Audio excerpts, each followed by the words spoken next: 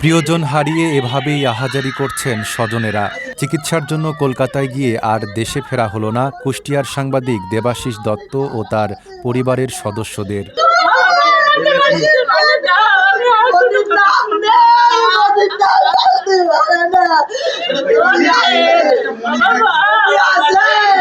আমি বাইরে যা ফোন করাতে করতে কইতাম, আমি কইছি না, কেবল মিঠুর সাথে কথা হইছে, ও ভালো আছে, কিন্তু ও ফোনে অত সাংবাদিক, ও তো একটা দায়িত্ব লাগে, মিথ্যে কথা বলেছে। তাই বলে ওর বাবা গাড়ির কাছে পাঠাই দিছি, ওর হার্ট অ্যাটাক বলে আমি ওর জানাইনি, ও ঠিক পাচ্ছে, আমার আসতে নাই রে।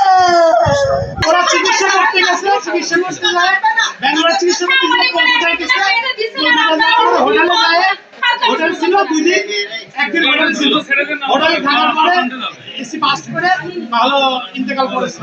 কলকাতার নিউ মার্কেটের একটি আবাসিক হোটেলে ভয়াবহ অগ্নিকাণ্ডে দেবাশিস দত্ত, তার স্ত্রী আফসানা শারমিন, 3 বছরের ছেলে স্বর্ণশীষ দত্ত ও শ্বশুর আকরাম আলী নিহত হয়েছেন। নিহত দেবাশিস দত্ত দৈনিক আজকের পত্রিকা ও চ্যানেল 9-এর কুষ্টিয়া জেলা প্রতিনিধি ছিলেন। পাশাপাশি স্থানীয় দৈনিক আজকের আলো পত্রিকার নির্বাহী সম্পাদক হিসেবেও দায়িত্ব পালন করছিলেন। দেবাশিস দত্ত বন্ধু সহকর্মী সবকিছু ছিল আমার, তবে তার এই আকস্মিক চলে যাওয়াটা আমাদের জন্য অনেক বড়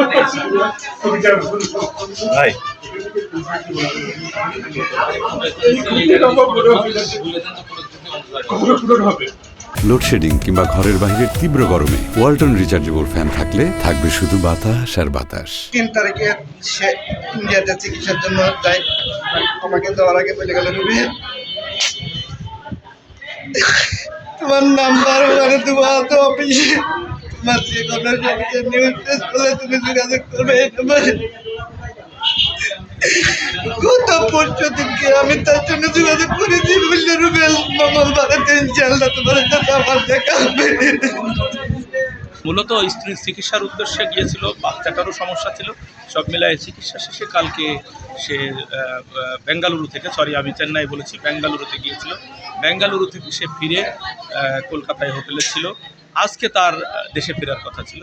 পরিবার জানায় স্ত্রী আফসানার চিকিৎসার জন্য গত 3 আগস্ট ভারতে যান তারা। বেঙ্গালুরুতে চিকিৎসা শেষে মাত্র 1 দিন আগে কলকাতায় আসেন। দেশে ফেরার আগে ওঠেন নিউ মার্কেটের ওই হোটেলে। সেখানেই মধ্যরাতে আগুনে প্রাণ হারান তারা। এ ঘটনায় এখন পর্যন্ত 9 জন বাংলাদেশির মৃত্যুর খবর পাওয়া গেছে।